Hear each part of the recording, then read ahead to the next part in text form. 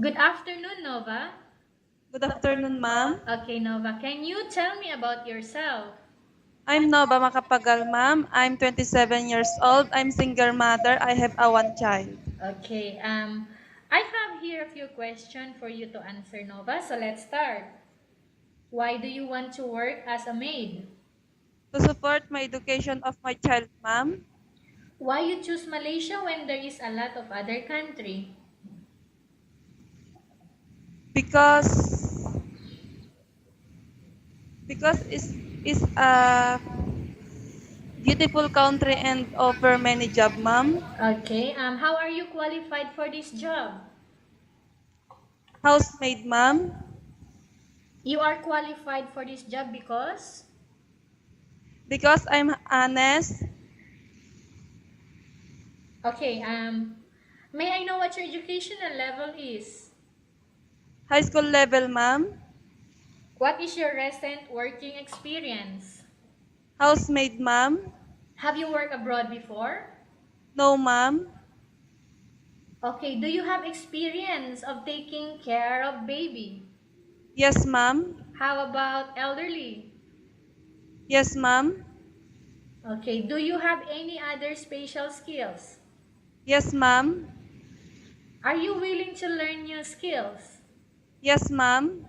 Are you willing to work with a family where the mother-in-law or any relatives stay together? Yes, ma'am. Currently, are you still working now? Yes, ma'am. Do you have work now? No, ma'am. Okay, do you know how to cook? Yes, ma'am. What sort of food can you cook? Filipino food, ma'am. Paksiw, tinola, adobo. Okay, are you aware that you will have to do washing, cleaning, ironing, and cooking? Yes, ma'am. Okay, from these household chores that I mentioned to you, like washing, cleaning, ironing, and cooking, which do you like most? Cleaning, ma'am. Okay, you are not allowed to use handphone during working hours. Yes, ma'am. You are only allowed to use handphone after you finish all the works and when going to bed.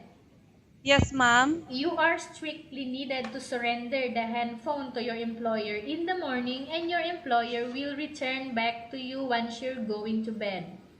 Yes, ma'am. If ever your employer finds out that you're abusing of using your handphone and it's affected your work performance, your employer will confiscate your handphone and you are not allowed to hold it anymore. Yes, ma'am. Okay, instead, your employer will allow you to call to your family 3 times in a month. You only allowed to bring normal phone and you are not allowed to bring smartphone. Are you agreed for the terms and condition? Yes, ma'am. Are you agreed to the rules and regulation for the handphone? No, ma'am. Are you agreed to the rules and regulation for the handphone? Yes, ma'am.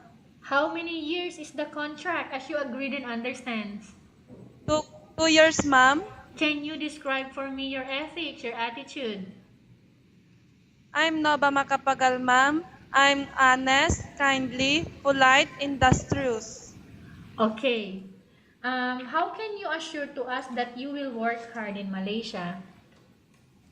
Because I don't want to disappoint my employer, ma'am. Okay, can you promise not to use the telephone without the permission of your employer? Yes, ma'am. Can you promise not to put on makeup but to dress properly while work? Yes, ma'am. Can you promise not to invite friends and relatives without the consent of your employer? Yes, ma'am. Can you promise not to ask for advance salary from your employer under any circumstances? Yes, ma'am. Can you promise that? I do, ma'am. Okay. Do you really understand of the rules and regulation of the agency? Yes, ma'am. Do you pay any placement fee for you to come to Malaysia to work as a maid? No, ma'am. Do you have any history of sickness, breast cancer, or any other illness? No, ma'am. Do you suffer from any skin diseases, allergy, or physical defect?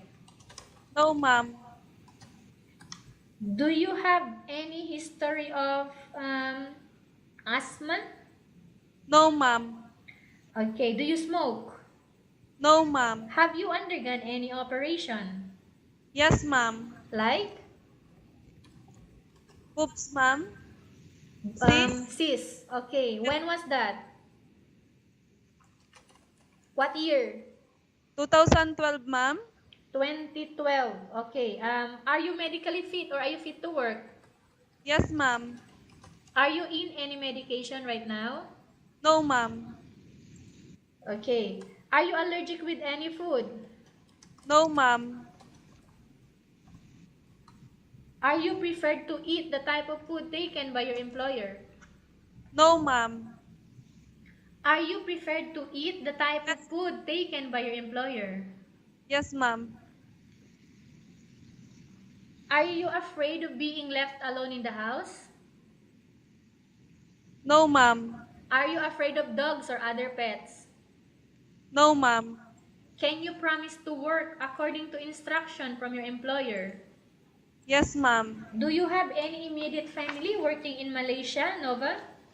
No, ma'am. Okay, Nova, we have finished our question section. Let's go to case study. I have a case study for you and I want you to answer me truthfully, okay? Yes, ma'am. Upon arrival in Malaysia within 6 months only, if ever any of your family members passed away, Nova, what will you do? I will still continue my employment and I just send money full year, ma'am. You will just send money to your family. Yes, ma'am. Okay, again, Nova, kindly tell us about yourself and why do you want to work in Malaysia as domestic helper? Because to help my family and support my education of my child, ma'am. Okay, what do you want to tell to your employer who are watching your video right now? Ma'am, please choose me because I'm honest, polite, industrious, and kind. Okay, Nova, thank you very much. We will update to your agency if there is any selection made by the employer. Yes, ma'am.